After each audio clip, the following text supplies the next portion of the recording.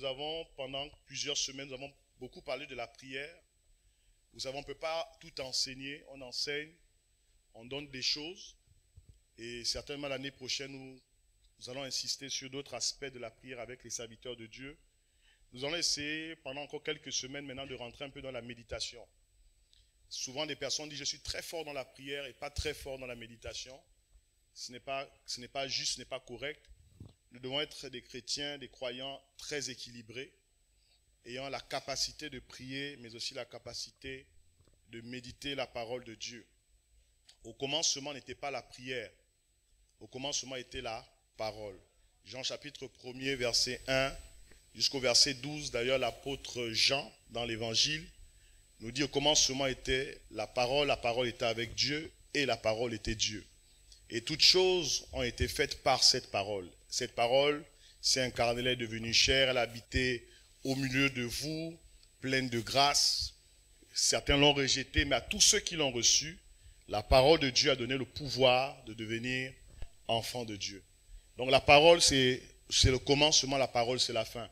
La Bible dit que toutes choses passeront, mais la parole de Dieu ne passera pas. Amen, amen, amen. Tout le monde avec moi? Alors donc, nous allons faire un voyage avec d'autres serviteurs de Dieu viendront également pour parler de l'importance de la méditation, de la parole de Dieu, de la parole de Dieu, tout simplement. Moi, je vais peut-être poser simplement les bases et puis au fur et à mesure, les enseignants vont se succéder pour approfondir l'aspect de l'importance de la parole de Dieu. Amen, amen. Alors, nous allons parler ce matin de l'importance de la méditation biblique. Parce qu'on peut méditer autre chose aussi.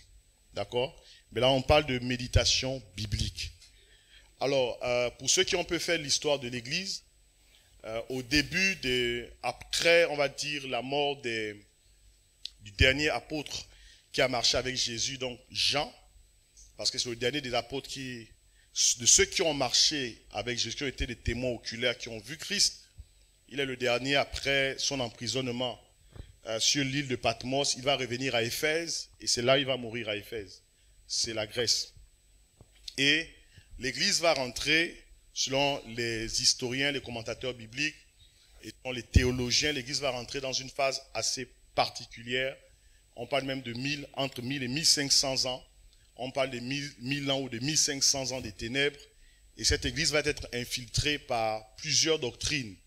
Arianisme, toutes ces doctrines, les gnostismes, toutes ces choses vont s'infiltrer dans l'Église. Et il y a des gens qui vont combattre même la divinité de Jésus. Il y en a qui vont combattre la dimension. C'est vrai que le mot Trinité n'existe pas dans la Bible. C'est juste un concept théologique pour essayer de comprendre que nous avons un seul Dieu manifesté en 3 personnes, dans le Père, le Fils et le Saint-Esprit. Mais vous ne trouverez jamais le mot Trinité dans la Bible, ça n'existe pas. C'est bon pour tout le monde? Et la Bible, du moins l'Église, de manière générale, va être infiltrée.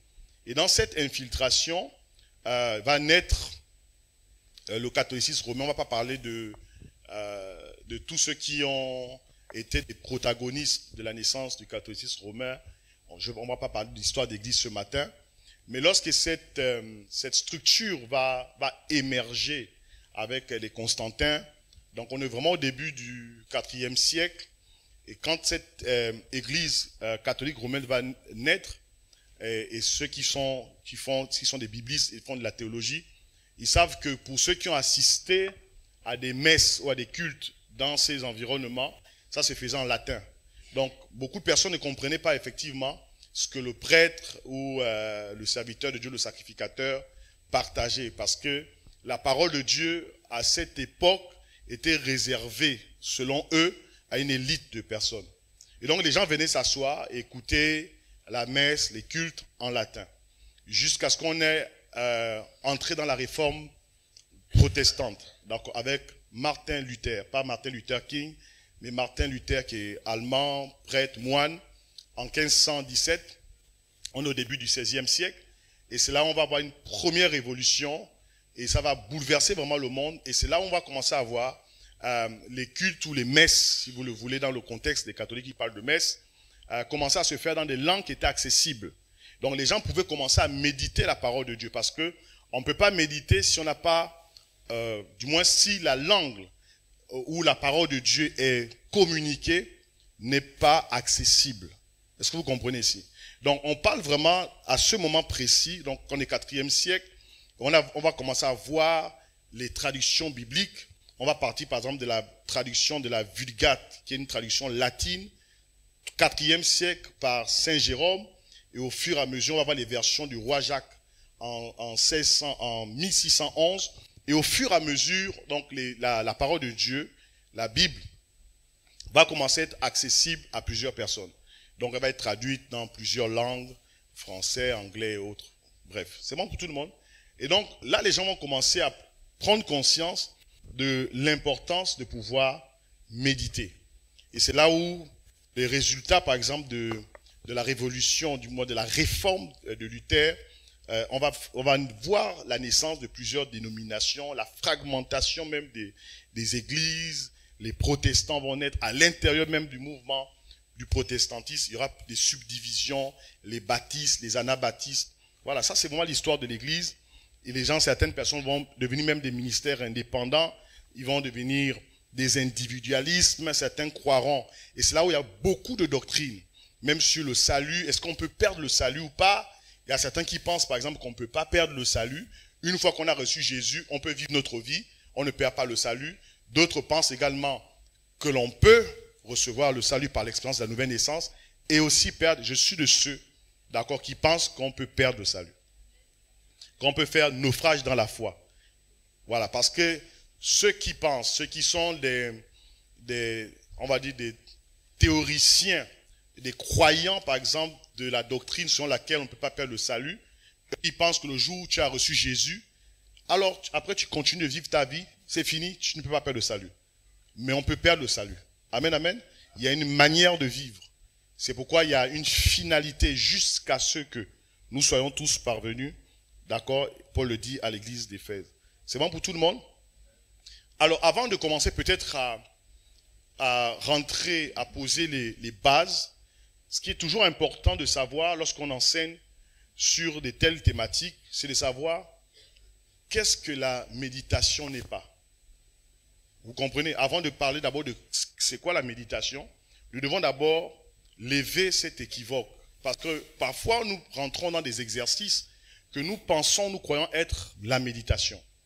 Et nous allons voir, juste pour commencer, quelles sont les erreurs à ne pas commettre lorsque nous pensons et nous croyons que nous rentrons dans la méditation. Après, nous allons lire quelques textes bibliques. Tout d'abord, nous devons comprendre que nous ne pouvons pas lire la Bible uniquement pour soutenir notre état émotionnel et actuel. Vous savez, il y a des gens qui pensent méditer en allant dans la Bible pour soutenir leur état émotionnel. Je suis triste, alors je vais chercher dans la Bible un verset dans les psaumes ou dans les proverbes qui va satisfaire mes émotions. L'Éternel est mon berger et je ne manquerai de rien. Et une fois que la personne va dans le psaume 23, elle pense qu'elle est en train de méditer. Non, tu es en train de juste satisfaire tes émotions. Souvent, lorsque nous lisons la Bible, c'est pour nous donner du réconfort. Qui a déjà fait ça? Mais je ne suis pas en train de dire que lorsque nous lisons et nous méditons la parole de Dieu, elle ne doit pas nous réconforter. Je suis en train de dire que l'objectif principal de la méditation, ce n'est pas d'aller chercher un verset pour nous réconforter. Trouver la paix, l'espoir, le bonheur, la stabilité émotionnelle. On est rentré aujourd'hui dans des courants de pensée, même de développement personnel, qui se sont introduits. Je me rappelle, il y a peut-être 2 ou 3 ou 4 ans ou 5 ans en arrière, tout le monde est rentré dans le développement personnel. Vous comprenez? Et on a fait une forme de substitution du développement personnel à l'action de l'esprit. Avec même des questions telles que la pensée positive.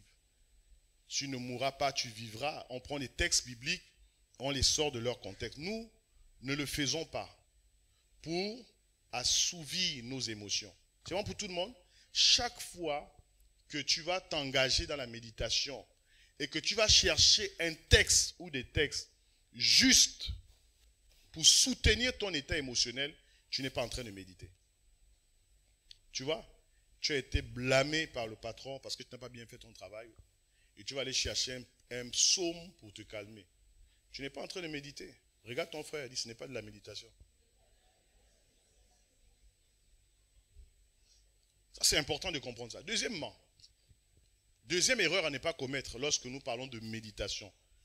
Nous devrions comprendre comment l'Église primitive a traité les questions importantes. C'est que quand nous méditons, nous devons lire par exemple les Actes des Apôtres. C'est une partie en fait du livre de Luc, parce que Luc, c'est lui qui a écrit l'Acte des Apôtres. Il s'adressait à Théophile.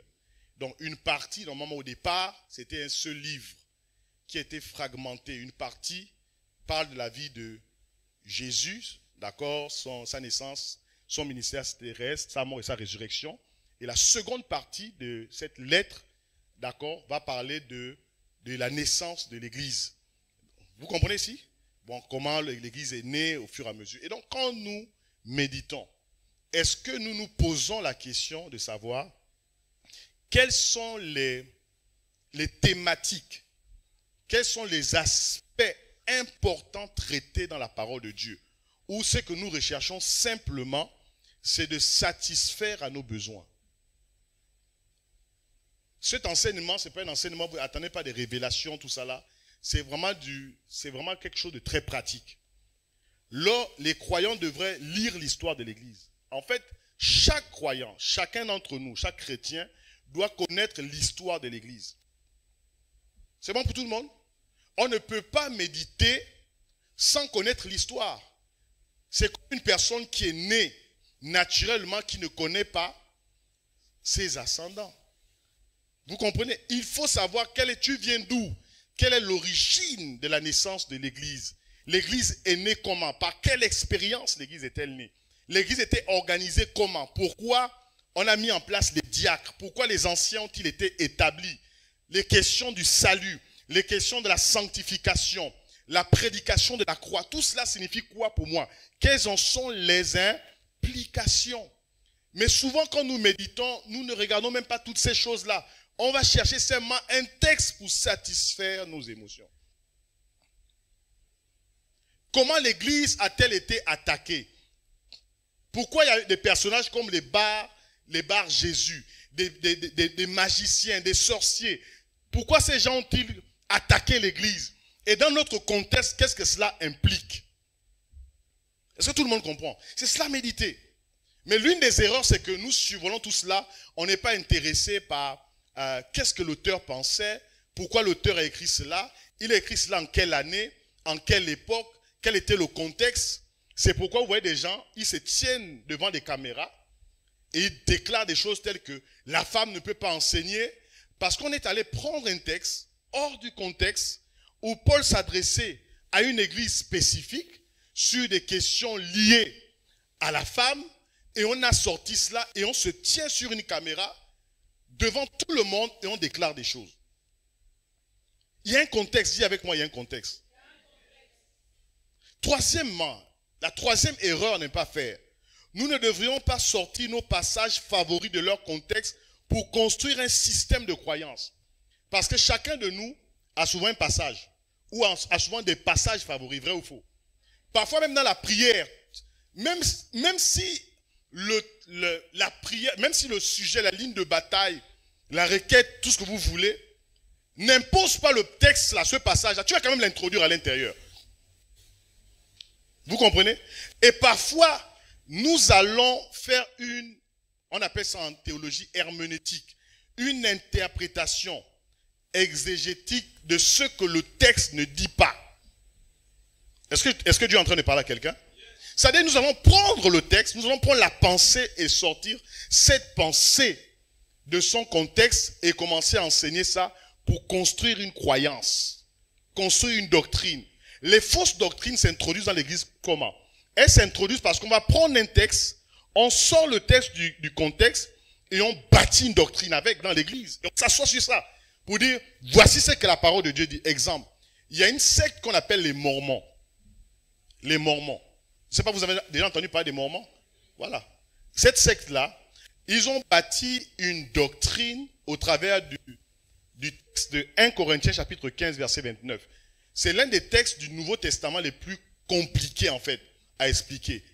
Il y a plus de 200 exégètes, commentateurs bibliques qui ont tenté d'expliquer 1 Corinthiens chapitre 15 verset 29. Je vais le paraphraser. Ce texte dit, c'est Paul qui parle aux Corinthiens parce que c'était une pratique que les Corinthiens, l'église de Corinthe, faisait. Et dans la... Je vais commettre le texte.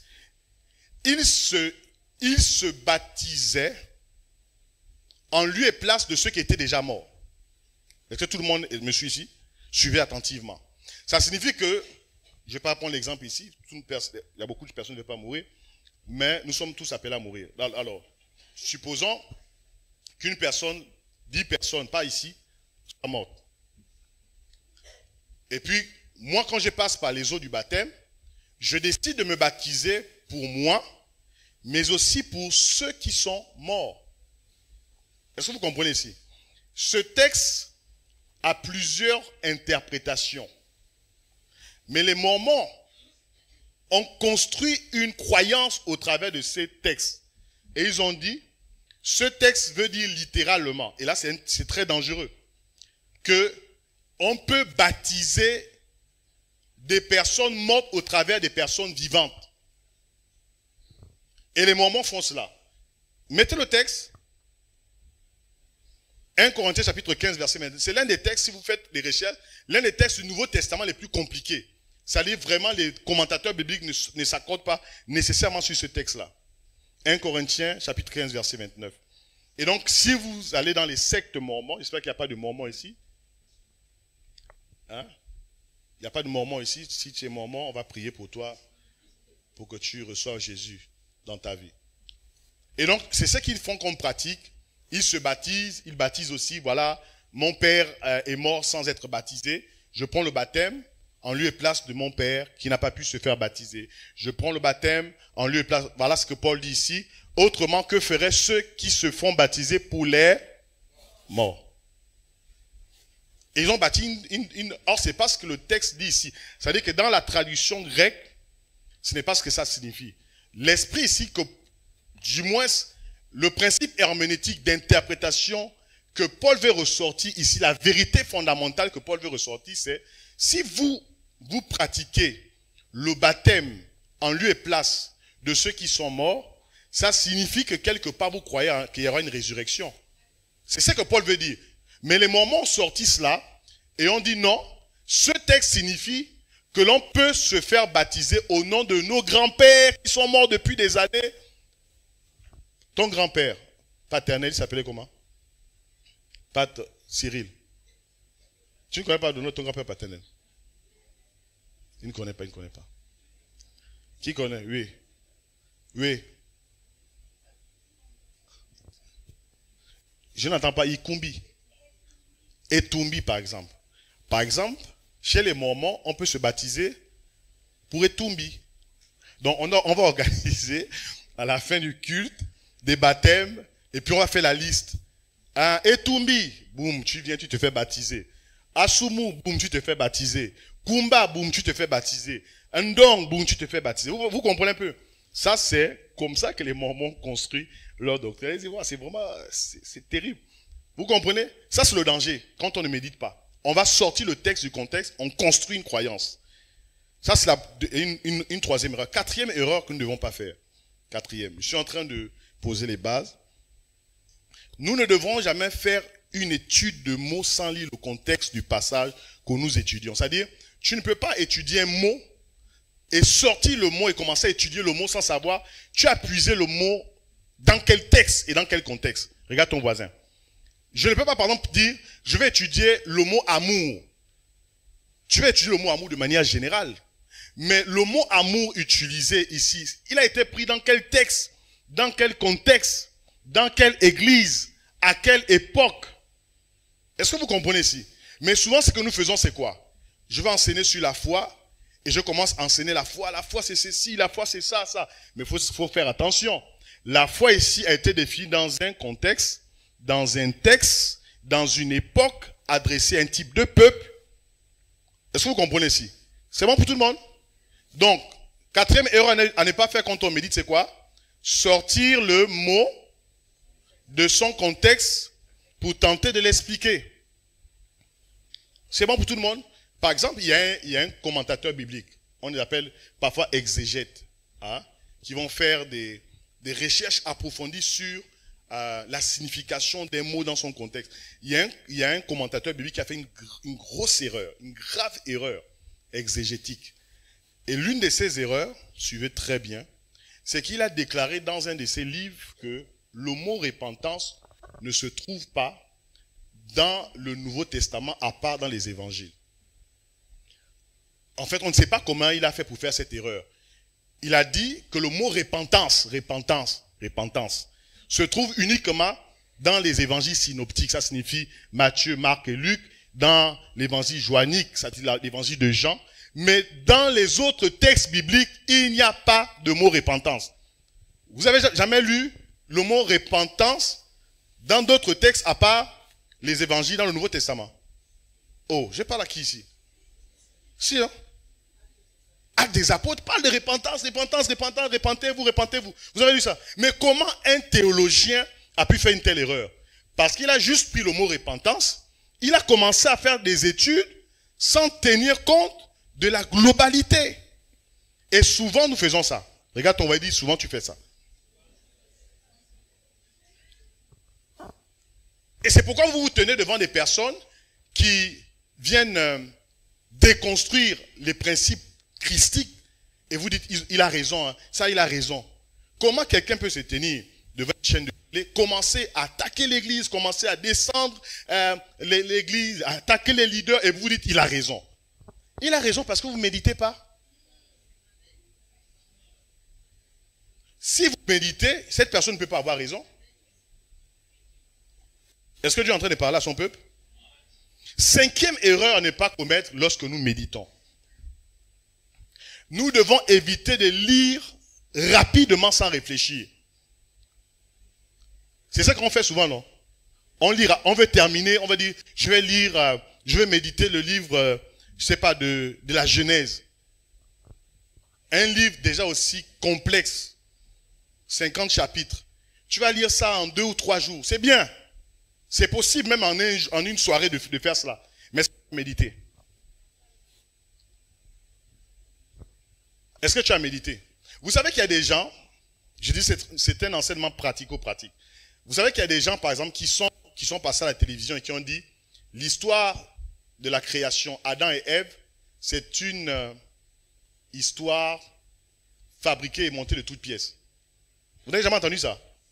Que c'est monté de toutes pièces. En fait, Adam et Ève n'ont jamais existé. Vous avez entendu ça, non? Mais là, il y a un problème. Dites-moi, il y a un problème. Dis ça plus fort. Le problème, c'est lequel? Si Adam et Ève n'ont jamais existé, vous savez tout ce que Jésus a parlé d'Adam et Ève. Si Jésus existait, que nous croyons que Jésus existait, et que Jésus lui-même a cité le texte de la Genèse, comment quelqu'un peut venir vous dire que l'histoire d'Adam et Ève, c'est de la fiction? Puisque Jésus lui m'a dit, au commencement, ce n'était pas ainsi. L'homme quittera son père et sa mère et s'attachera à sa femme. C'est écrit dans la Genèse. Donc si Jésus a cité cela, c'est que Jésus était conscient que cette existait. Le problème, dis à ton frère, le problème c'est que nous ne méditons pas. Il faut prendre le temps de lire, pas de survoler les textes bibliques. Prends le temps de lire. Parfois, l'illumination dans la méditation, on parle des choses pratiques ce matin, parfois la compréhension peut arriver après 5 heures de méditation. C'est bon? Parfois, la clarté d'un texte biblique peut arriver après 6 heures de méditation. Parfois, après 8 heures de méditation. Parfois, après 10 heures de méditation. Tu commences à méditer, peut-être à, je ne sais pas, 21 heures, et c'est à minuit. Ou parfois même, tu t'es endormi, et c'est au milieu de la nuit que Dieu t'ouvre l'esprit. Ça t'est déjà passé dans la vie de quelqu'un? Ou vous dites juste oui, juste pour faire bien. C'est pas vrai, pasteur Laurence. Parfois dans la méditation, tu vas méditer, tu ne comprends pas le texte. Tu vas même t'appuyer sur des commentaires bibliques, tu vas voir comment les autres ont enseigné, parfois tu ne comprends pas.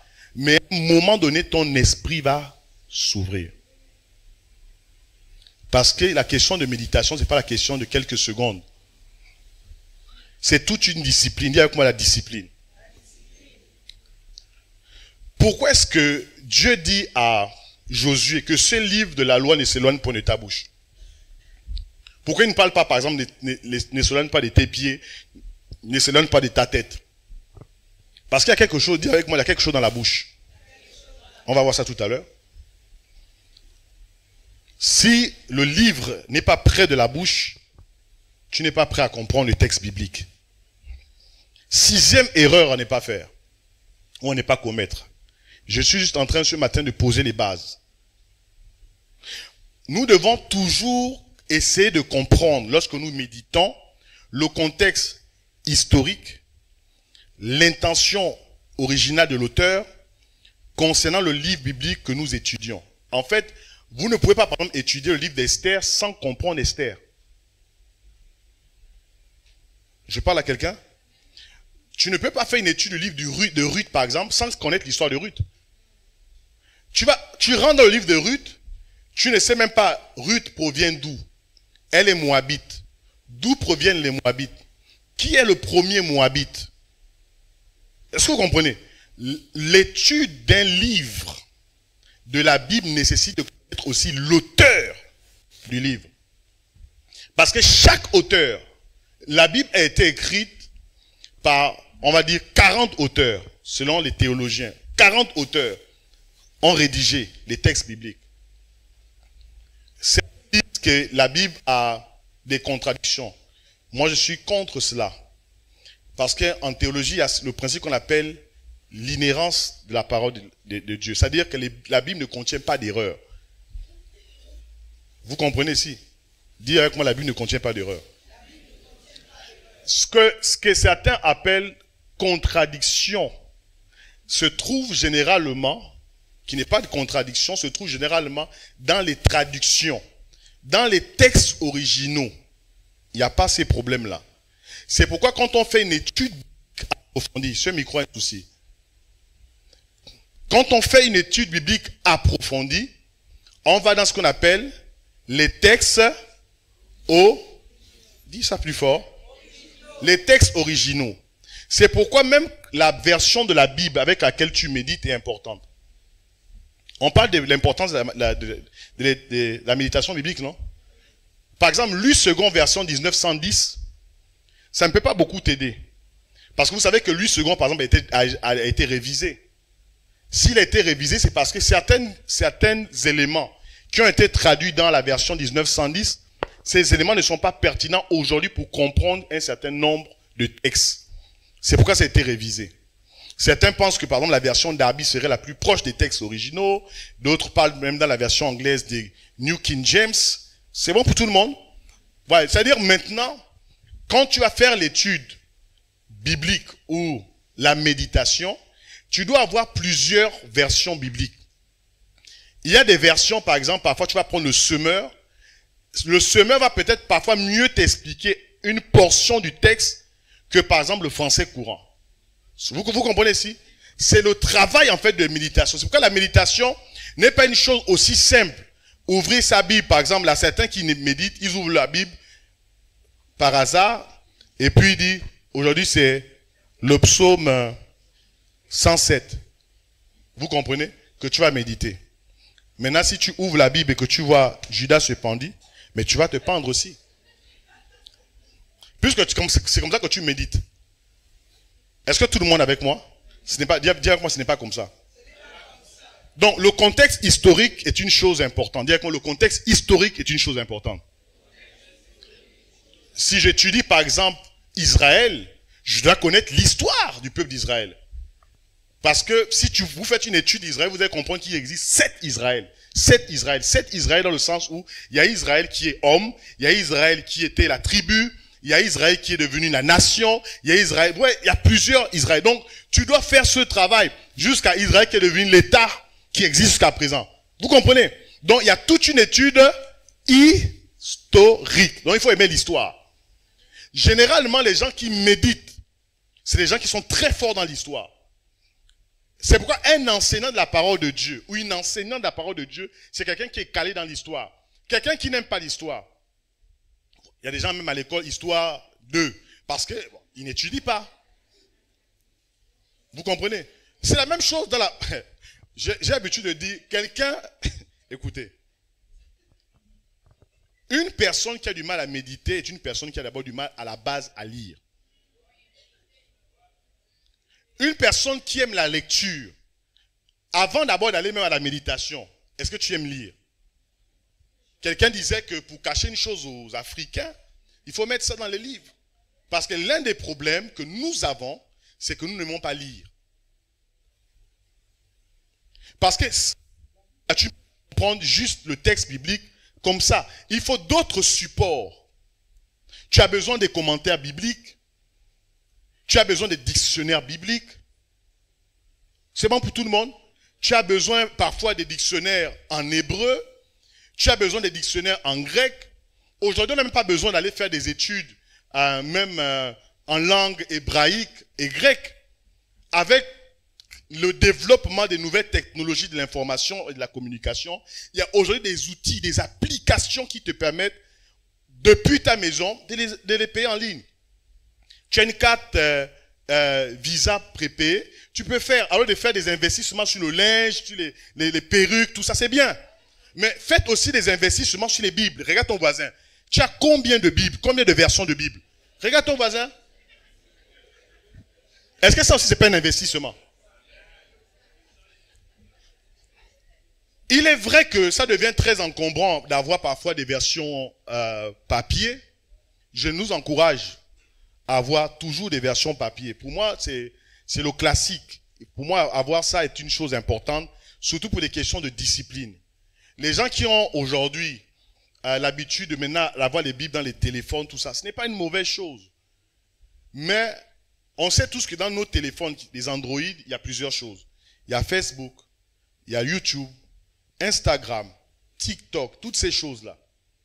Vous savez, quand Moïse est arrivé pour libérer le peuple d'Israël, Moïse a 80 ans, et Dieu va dire à Moïse, va dire à Pharaon, laisse aller mon peuple, pour qu'il aille m'adorer.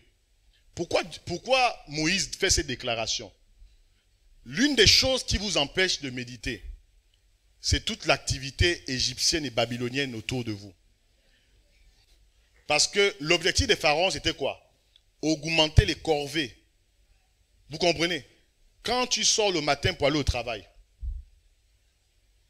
frère Hervé, frère Cyril, frère Loïc, vous tous là, quand vous allez au travail, 6 heures, vous vous levez déjà, pasteur Cyril, on se lève, on va se laver, on va faire tout, on prend le petit déjeuner, on va peut-être méditer un peu très tôt le matin et tout le reste.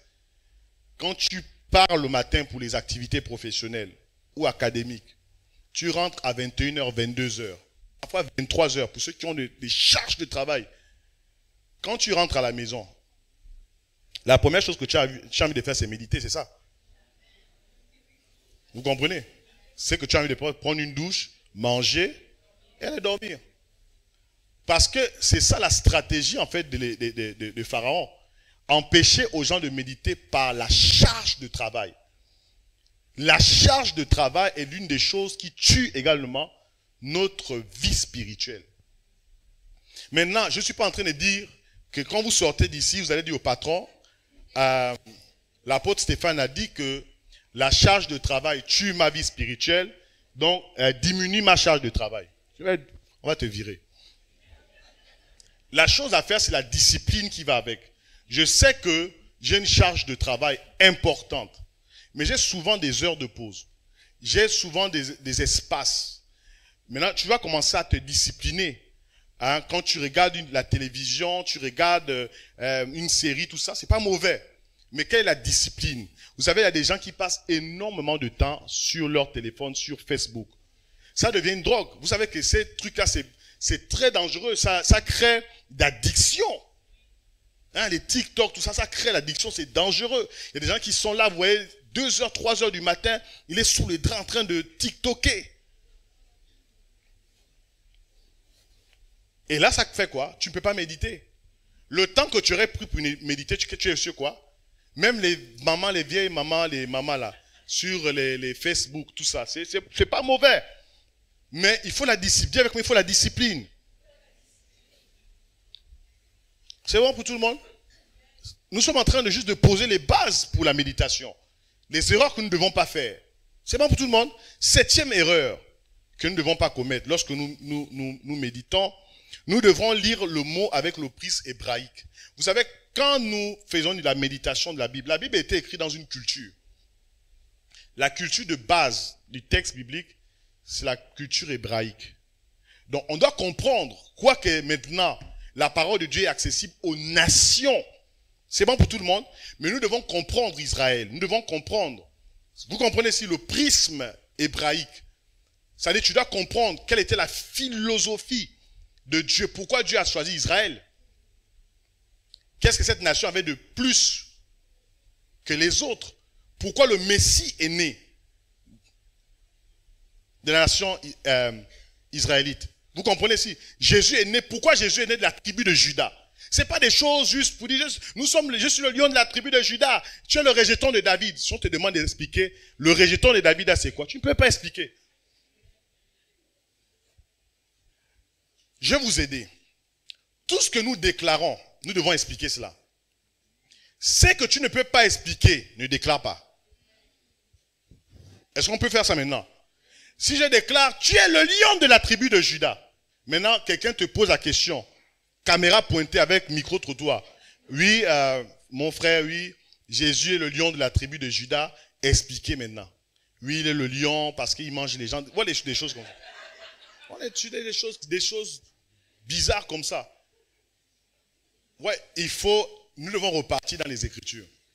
Je pense qu'une fois, le pasteur Laurence qui disait, les croyants, les chrétiens doivent développer leur capacité à mémoriser. Même les versets bibliques, vous devez les mémoriser. Certaines personnes disent, j'ai du mal à mémoriser, je ne retiens pas, j'oublie. Mais vous oubliez? Oui. Il retient les chansons du monde. Parfois avec 10 couplets. Vous comprenez? Nous devons mémoriser. Et cette mémorisation vient par quoi? Ça vient par la répétition. Vous savez, les versets que vous passez du temps à lire, à méditer, ces textes-là, plus vous les lisez, vous allez les réciter comme ça. Par exemple, les Josué chapitre 1er, verset 8.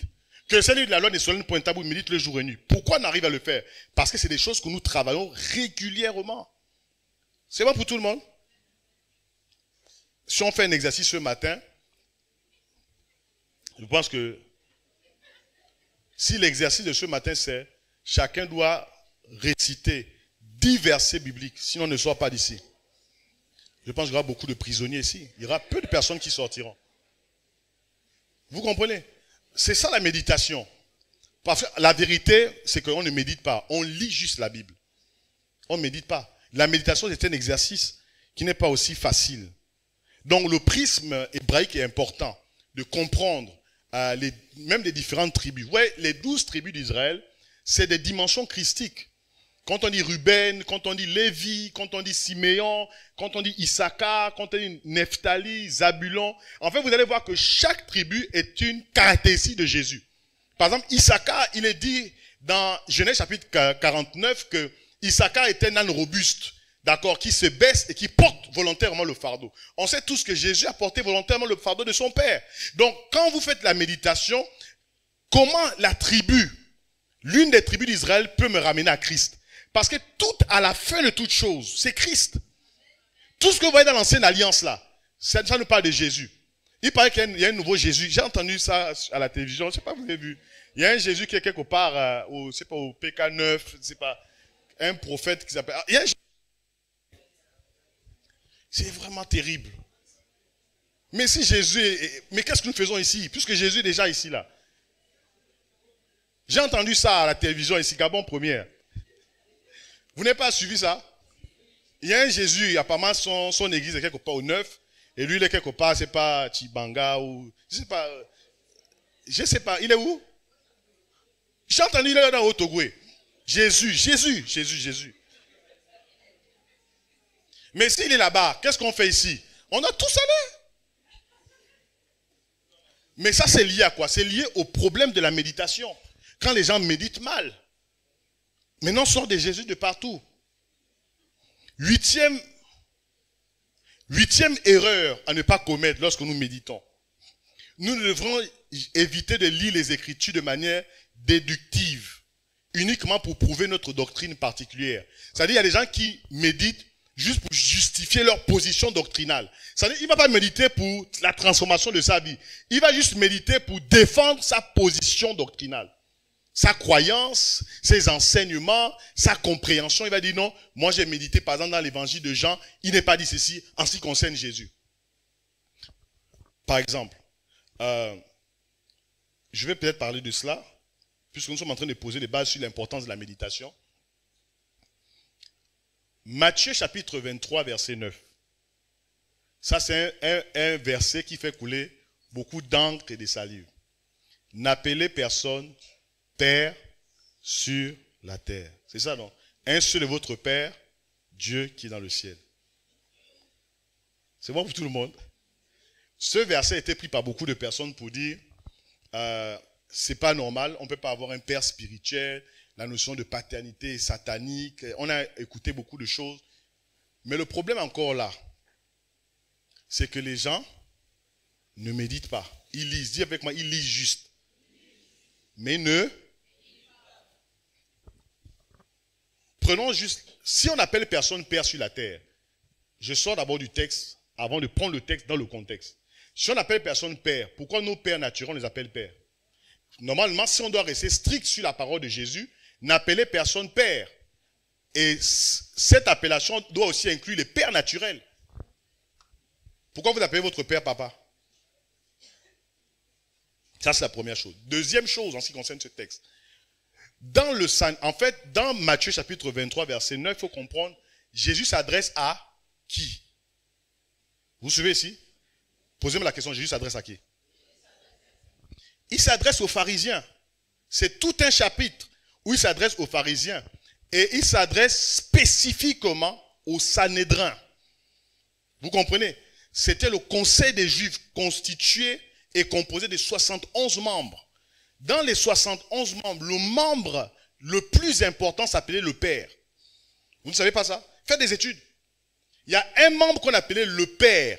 C'était lui qui était le garant des principes, d'accord, qui étaient libérés dans le Sanhédrin. Et Jésus regarde, il dit, mais vous êtes en train de combattre la réalité de la paternité dans le sens où je vous dis que je suis le fils de Dieu. Et j'ai été envoyé par mon père. Est-ce que vous comprenez ici? Et quand les disciples ont dit, montre-nous le Père, Jésus a dit, qui m'a vu, a vu le Père. Vous comprenez ici?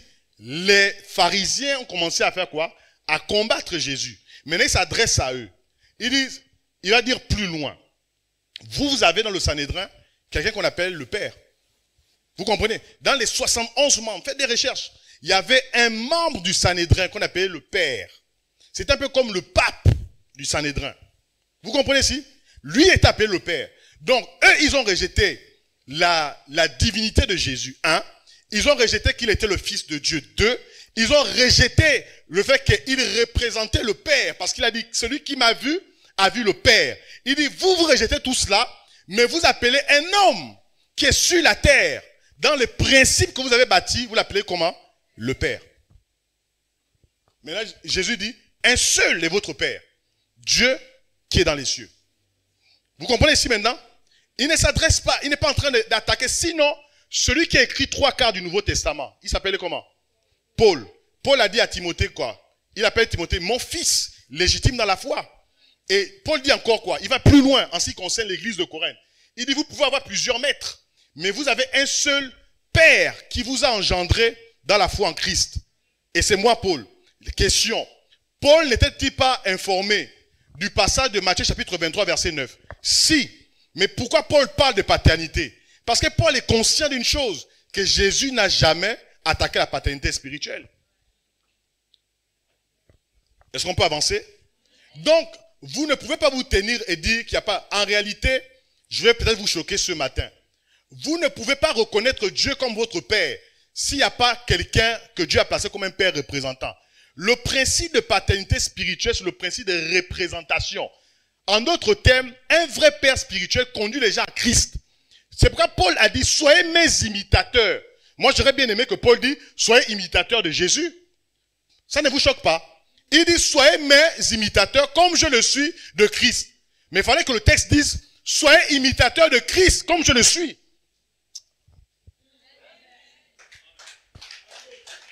Parce qu'en réalité, le principe de paternité, c'est comme le principe vicariant. Nous l'avons enseigné il y a quelques années. Le principe vicariant, c'est le principe qu'on retrouve justement dans le catholicisme.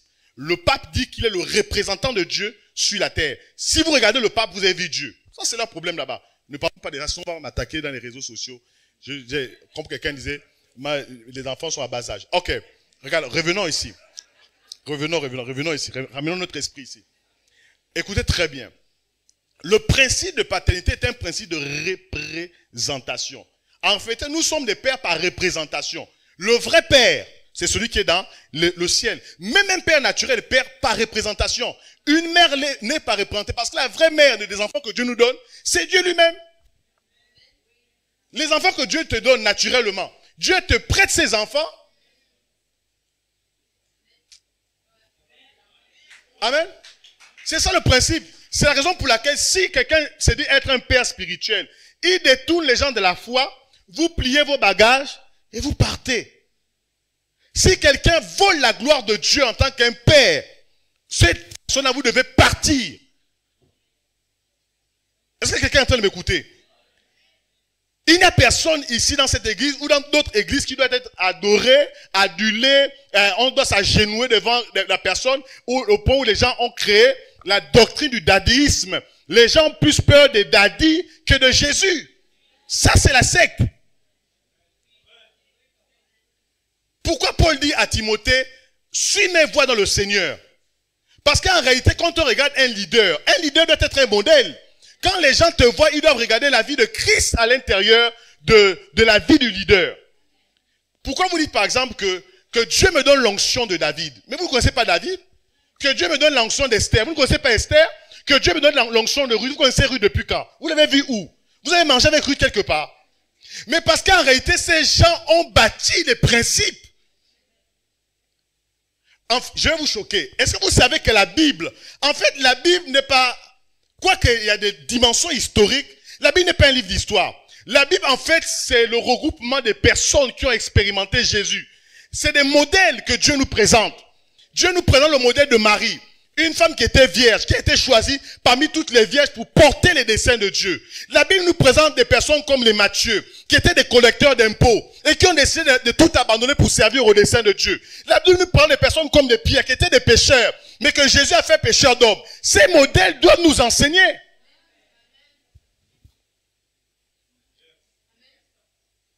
Et donc, si nous regardons la vie de Jésus, comment il a été avec ses disciples, comment il est mort pour eux. Un vrai père meurt pour ses enfants. Parce que dans le système aujourd'hui de paternité développé dans les églises, c'est les enfants qui font pour le père ne fait jamais pour les enfants. Ça, c'est quel type de relation? Est-ce que Dieu est en train de parler à quelqu'un ce matin? Et nous devons être délivrés de cela. Nous devons être délivrés de cela. C'est le principe représentatif. Parfois, nous enseignons sur ça. La Bible parle des 7 églises d'Asie mineure. Je disais, je ne voulais même pas parler des révélations, tout ça là. Je voulais vraiment poser 7 églises d'Asie. Parmi les 7 églises d'Asie mineure, il y a une église qu'on appelle l'église de Pergame. Si vous lisez Apocalypse chapitre 2 jusqu'au chapitre 3. Les 7 églises d'Asie mineure, ce n'est pas une compréhension littérale. Ces églises ont existé. Asie mineure, la Grèce. Hein, l'église d'Éphèse, l'église de Smyrne, de Philadelphie. Ces églises ont existé. C'est bon pour tout le monde. Parce que parfois, quand nous faisons une méditation, nous pensons que tout est une question de les images, les symboles. Non. Il y a aussi des compréhensions qui est une compréhension littérale. On te dit 7 églises d'Asie mineure. Maintenant, dans l'église de Pergame, je vais prendre du temps sur ça. Il est dit que dans cette église, Satan était assis. Je vous pose la question, comment dans une église, Satan peut s'asseoir? Il est dit dans cette église que le diable est assis parce qu'ils ont tué mon serviteur, Antipas. Et Antipas signifie celui qui est comme le Père.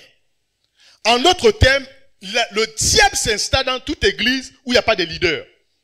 Donc, quand les gens ont développé, ici au Gabon, j'ai appris qu'il y a quelques années, on a développé des doctrines sur lesquelles On peut être dans une église sans leader. Vous venez, vous n'avez pas besoin de pasteur, vous n'avez pas besoin de leader. Vous vous assemblez. Si quelqu'un a un chant qu'il donne, si quelqu'un a une révélation, qu'il donne la révélation. Allez-y regarder ces églises aujourd'hui. Ils ont enceinté les sœurs. Les sœurs sont parties faire des avortements. Parce que simplement, il n'y a pas la direction. Amen.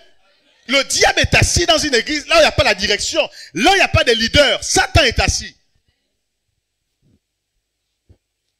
Maintenant, on ne chasse pas Satan que par la prière. Je vais vous choquer. On chasse aussi Satan par les principes. Quand le principe est bâti, Satan n'a pas sa place. Vous bâtissez un bon principe de leadership solide dans l'église. Des vrais pasteurs sont établis. Des vrais anciens sont établis dans l'église. Satan fuit. Il n'a plus sa place. Mais quand on a des leaders, des criminels, des bandits, des mercenaires qui braquent leurs membres, il paraît que pour prier pour quelqu'un, on demande une offrande. L'offrande des repentants, l'offrande de culpabilité, l'offrande des péchés générationnels, l'offrande des péchés transgénérationnels. On demande ça. Et j'ai souvent l'habitude de dire, vous allez constater que les gens qui participent beaucoup dans les églises, ce sont les gens qui sont manipulés. Parce que l'Africain, en général, et le Gabonais, en particulier, aime la manipulation. Il n'y a pas d'amen ce matin? Oui? Vous aimez quand vous manipulez. Faites venir un prophète ici, là. Les gens qui avaient des difficultés financières n'auront plus de difficultés financières. Faites venir un prophète. Il va commencer à voir, je vois que dans les 10 prochaines années, tu deviendras directeur général d'une société. Amen, papa. Il vient, il dépose. Oui? Ils viendront, ils vont sortir. Les gens iront même s'endetter pour apporter de l'argent. Parce que ça marche. Ils veulent la manipulation. Mais quand on enseigne la saine doctrine, on enseigne la sanctification dans l'église, on enseigne la stabilité, la maturité, les gens ne veulent pas ce type d'église-là. C'est pourquoi Karl Marx a dit que la religion, c'est vraiment quoi? C'est un poison. C'est l'opium. C'est du poison. La religion, ça détruit les gens. Comment est-ce que quelqu'un va prendre un texte biblique pour dire tu suceras les mamelles? Mais je ne suis pas en train de dire des choses. C'est ce qui s'est passé ici dans cette nation. Et quelqu'un a pris ça dans le livre d'Ésaïe. Il a pris ça et puis il a commencé à faire son travail dans l'église avec les sœurs. Et des mineurs en plus. Parce que vous ne méditez pas, c'est pourquoi quelqu'un peut venir faire des choses comme ça et déclarer de telles choses. Et j'ai constaté que les gens ici aiment les repris de justice. C'est-à-dire qu'il y a quelqu'un qui a fait la prison 2, 3, 4 fois, son église est pleine.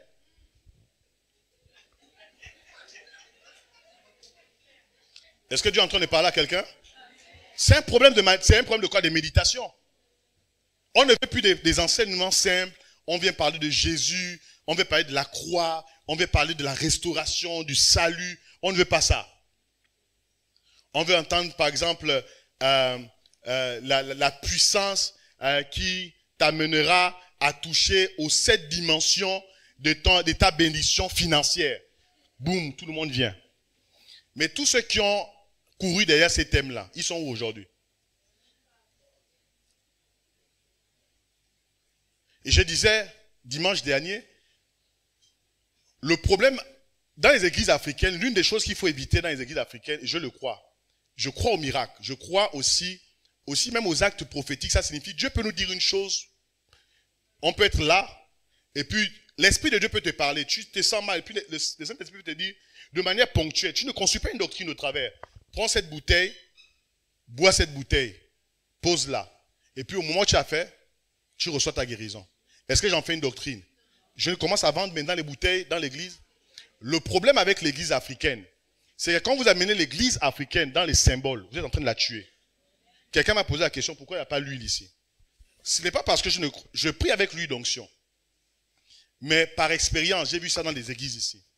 Que les gens maintenant, quand ils voient l'huile ici, ils boivent ça. Oui. Je ne vous dis pas des choses que je n'ai pas expérimentées. Je suis pasteur, je fais des entretiens. Je ne vais pas donner le nom de qui que ce soit. Mais il y a des gens qui passent le temps à boire l'huile d'olive. Et ils tombent malades. Parce que la plupart de ces pasteurs, ils ne connaissent rien de la science. Paul connaissait la science.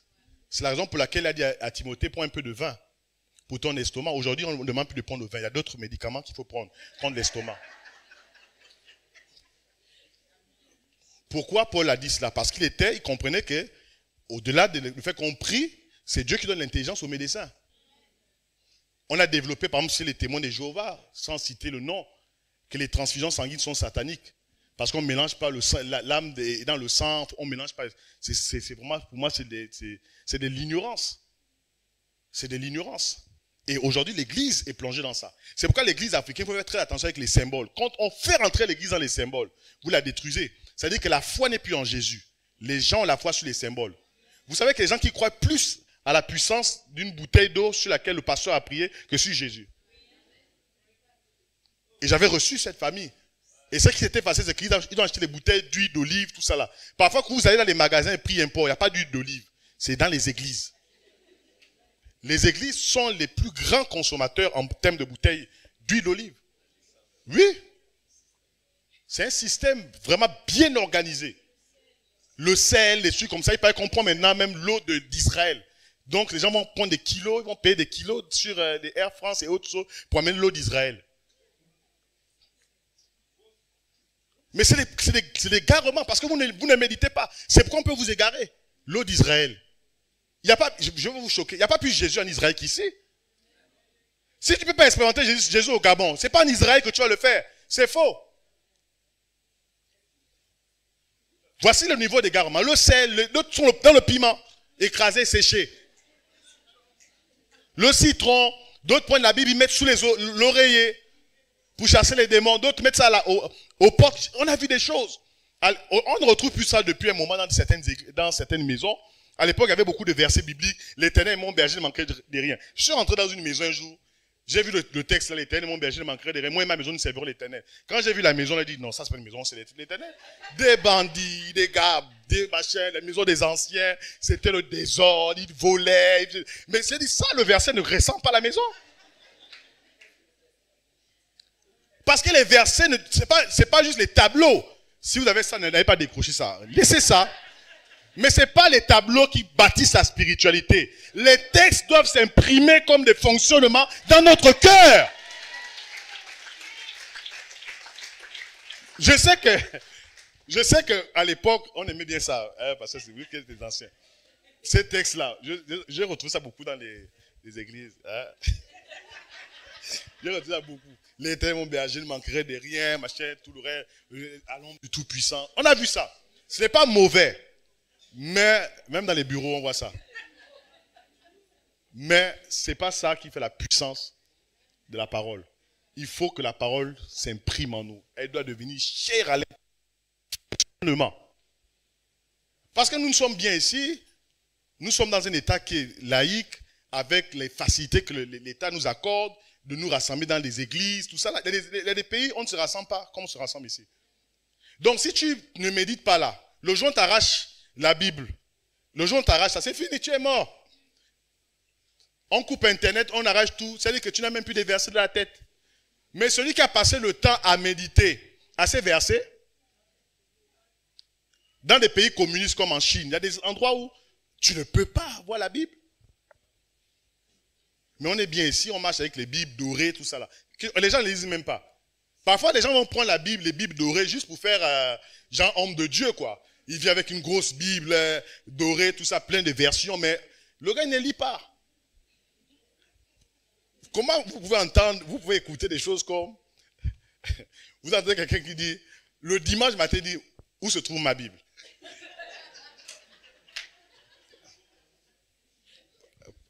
Est-ce que c'est sérieux là? Quelqu'un, c'est le dimanche matin, dit, où se trouve ma Bible? Ma Bible est où? Est-ce que vous trouvez? Parce que la personne ne médite pas. Vous comprenez? Il y avait, je crois que j'ai raconté cette histoire, ici, je suis en train d'aller vers la fin. Il y avait un couple qui avait un conflit, je crois que j'ai raconté ça ici, qui avait des difficultés, des profondes difficultés de couple. Ça se battait à chaque fois, des conflits, et puis à chaque fois le pasteur venait, Oh non, il m'a fait ceci, il m'a tourné le dos sur le lit, il a fait ça, il a pris la pâte, il a fait machin, il a laissé la chaussure. En tout cas, c'était des conflits. Et le pasteur a posé la question, est-ce que vous méditez la parole de Dieu? Oh oui, on médite, tout ça là et tout. Parce qu'eux, ils pensent que méditer, c'est réciter les versets bibliques. Parce qu'il y a des gens qui sont très forts aussi, hein, dans les versets bibliques là. Hein, excellence, Dieu de gloire. J'ai fait très attention à des gens. Il y a des gens qui ont souvent des formules, genre pour séduire. Il est là, excellent Dieu de gloire, sous le haut patronage de son excellent, le Saint-Esprit. Mais on avait un gars comme ça. Mais un vrai bandit à l'église, hein, mais il utilisait des formules, excellence, sous la haute impulsion de l'Esprit Saint. Mais un vrai bandit. Je ne vais pas vous dire l'église. Revenons sur l'histoire. Et donc le pasteur a posé la question, est-ce que vous méditez? Oh oui, on médite. Est-ce que vous méditez? Oh oui, on médite. Un jour, il est allé à la maison, il dit, ok, demain je viens chez vous, on va manger, on va passer un temps à manger, discuter un peu, essayer d'amener un peu de l'ordre dans la maison. Oh oui, pasteur, il faut venir, tout ça là. Et puis, ils ont dressé ça, quand l'homme de Dieu arrive à la maison, on dresse vraiment les tables, on fait sortir même des verres qu'on a même fait sortir, on les sort, tout ça là, pour montrer. Parfois, quand je vais chez les gens, je vois les louanges, je dis, ah, les louanges là, c'est parce que je suis là, ou vraiment, ça passe à chaque fois. Parce que les gens, quand ils reçoivent les hommes de Dieu, ça met EMCI, les louanges passent, tout ça là. Mais sort de là, peut-être 15 minutes après, j'entends seulement, ça coupe et ça décale, ça coupe, ça décale. Hein? Parce qu'on vit dans une forme d'hypocrisie. Maintenant, il arrive, il s'asseye, il commence à manger, tout ça là. Et il repose la question, est-ce que vous méditez? Le couple dit, oui, on médite, c'est même pas ça le problème ailleurs, on a besoin de délivrance, impose-nous les mains, libère l'onction sur nous, tout ça là. Le pasteur dit, oui, je vais libérer l'onction. Est-ce que vous méditez? Oui. Ce que le pasteur a fait, ils ont sorti un service de table doré. Et avec des petites cuillères, des grandes cuillères, il a pris une petite cuillère, juste petite cuillère hein, dorée, il a glissé ça sur la Bible du couple. Il a fermé, il a poussé, ils n'ont pas suivi. Il a prié, il a dit, non, j'espère que ça va aller. On a parlé, oh oui, ça va aller. Quelques semaines après, la femme revient encore. Ça ne va pas, ça chauffe là. Tombeau, machin, tout tombeau. Oh, tombeau, machin, il fait ceci. Oh, tel, machin, tout ton fils là, il complique. Je ne comprends pas. Le pasteur a posé encore, est-ce que vous méditez? Oui. Et puis, la dame, à un moment donné, elle a reçu d'autres invités. Elle se met à chercher la petite cuillère dorée. Dire qu'on a la petite cuillère dorée. Elle cherche la petite cuillère dorée, elle cherche. Elle dit, mais qui a pris la petite cuillère dorée? Elle a commencé à accuser les enfants, vous m'avez pris ceci, vous avez fait ça. Les enfants disent, non, maman, c'est pas nous. Le mari, je ne sais pas. Oh non, c'est peut-être le pasteur qui a volé ça. Attendez, suivez. Le pasteur a volé la petite cuillère dorée. Oh, le pasteur a volé. Mais comment tu peux accuser? Oh, le pasteur. J'ai dit, le pasteur là, voilà. J'ai senti qu'il y avait des allures aussi, tout ça. Et ils ont invité le pasteur une seconde fois pour venir manger. Le pasteur a dit, ok, Dieu vient. Et ils ont amené la Bible. Hein, religieusement, parfois, on pose la Bible là. C'est quand les hommes de Dieu viennent, vous posez même les Bibles, les grosses Bibles, vous posez, tout ça là. Les recueils, les chants de victoire, juste pour... Hein, pour meubler en fait la maison. Quand on arrive, on voit les chants de victoire, cantiques, tout ça là. Avec toute une atmosphère spirituelle qu'on crée en fait. C'est une atmosphère manufacturée, en fait, c'est fabriqué en entreprise. C'est pas vrai. Et donc, quand ils arrivent, la Bible, la fameuse Bible était là, et la petite cuillère était dans la Bible. Et ils ont commencé à manger. Après, non, pasteur, en fait, si on voudra, c'est vraiment, ça ne va pas toujours. Mais il y a quelque chose qui nous dérange depuis quelques semaines. On cherche la cuillère, une cuillère. On a l'impression que, on ne vous accuse pas, mais peut-être que ce serait vous qui avez pris la cuillère. Et le pasteur a dit, je comprends d'où viennent vos problèmes. Je vous avais posé la question, est-ce que vous méditez? Vous m'avez dit oui. Il a encore posé la question, est-ce que vous méditez? Ils ont dit oui. La petite cuillère se trouve dans votre Bible. Mais parce que depuis plusieurs semaines, vous n'avez jamais ouvert votre Bible. C'est pourquoi vous avez des problèmes. Quand ils ouvrent la Bible, la petite cuillère est là.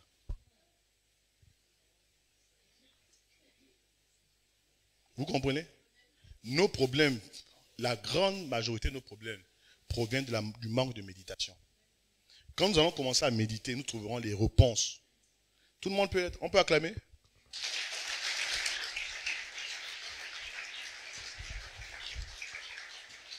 Alors, je termine avec, juste en 5 minutes, 9e erreur à éviter.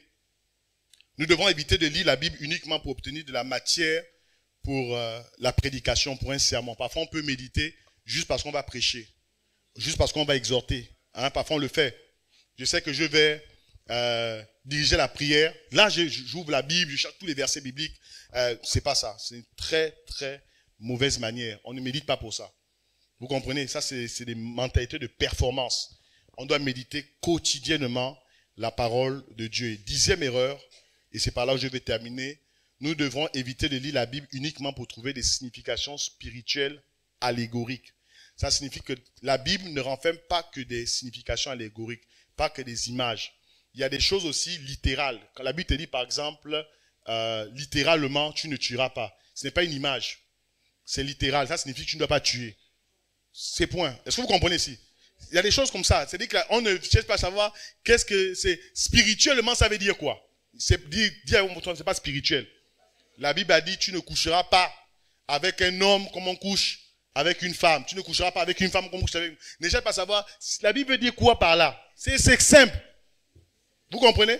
On ne cherche pas toujours des images allégoriques, pas toutes des images spirituelles, une vue de l'esprit. C'est pas ça. La Bible a dit. Dans l'Apocalypse, et c'est par là que je termine, dans l'Apocalypse par exemple, donc ce matin nous avons vu les erreurs à ne pas commettre quand nous méditons.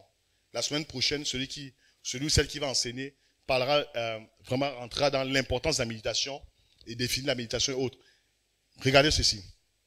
Dans le livre d'Apocalypse par exemple, tout n'est pas que allégorie, tout n'est pas qu'image.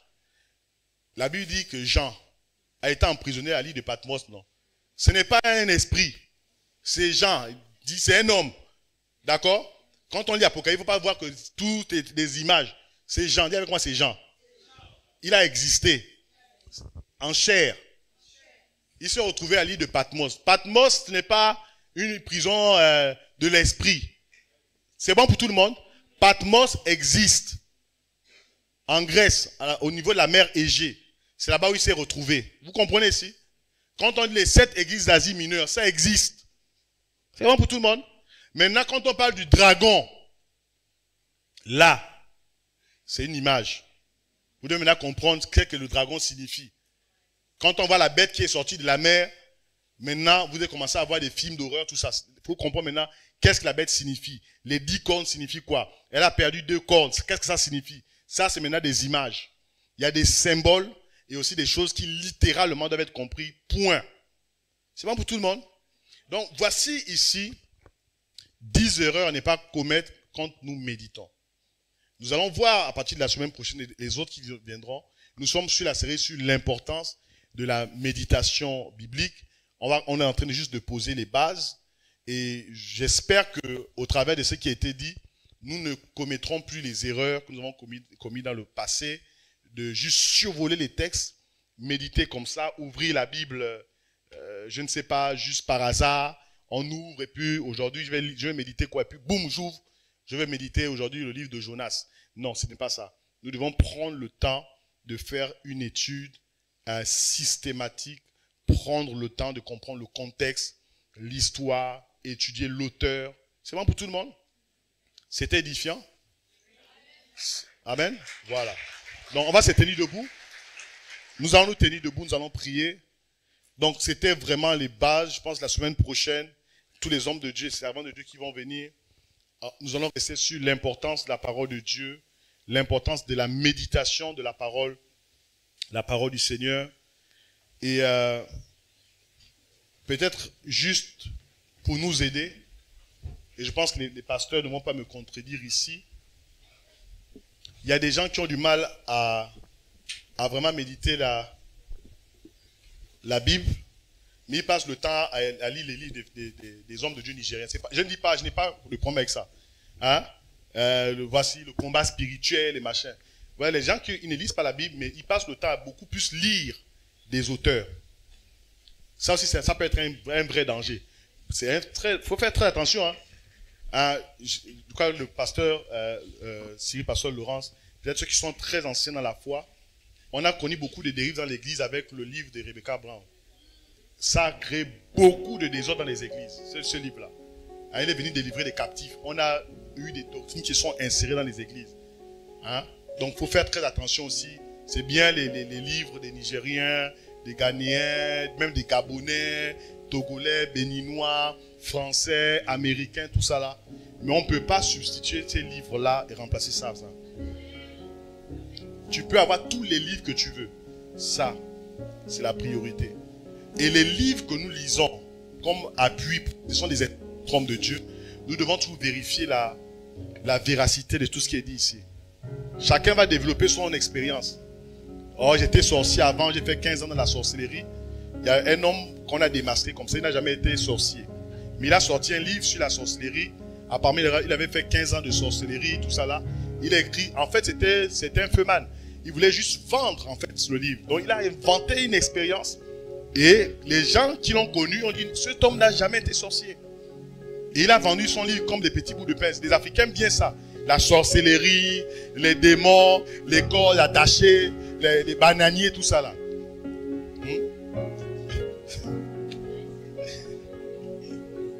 Dis avec moi l'importance de la méditation biblique. Alors nous allons élever la voix, nous allons bénir le Seigneur. Seigneur, nous voulons vraiment considérer l'importance de la méditation biblique dans le nom de Jésus. Élève ta voix et commence à prier dans le nom de Jésus. Dans le nom de Jésus, merci Saint-Esprit de Dieu. Dans le nom de Jésus. Cet air que je respire. Est-ce que tu peux commencer à le déclarer? Cet air que je respire. Cet air que je respire. Cet air que je respire. C'est ta présence qui vit en moi. Qui vit en moi. Ce pain jour après jour. Ce pain jour après jour. Tu peux le dire, tu peux déclarer, chanter avec nous. Ce pain jour après jour. Ce pain jour après jour. C'est ta parole. C'est ta parole. Donnez pour moi. Donnez pour moi. Et moi.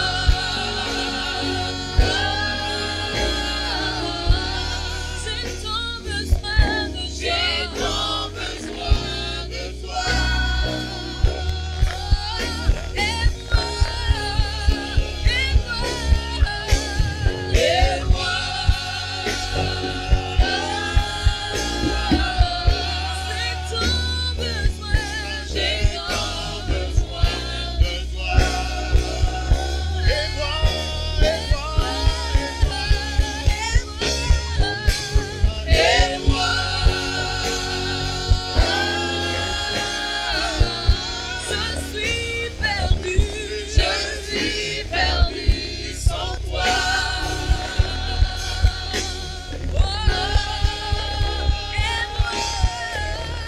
Et moi,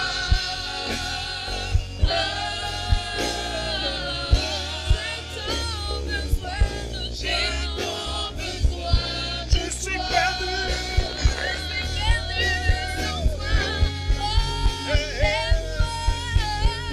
Et moi,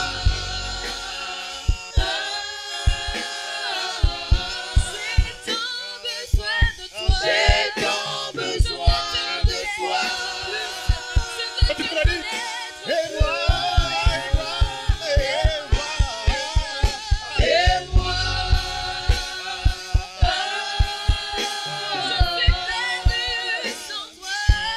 je suis perdu sans toi. Et moi,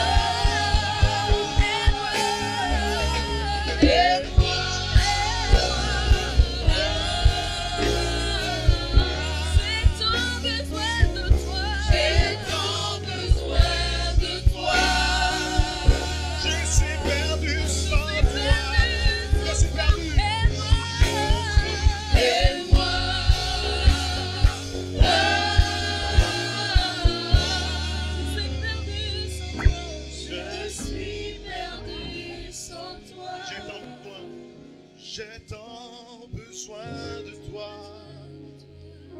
J'ai tant besoin de toi.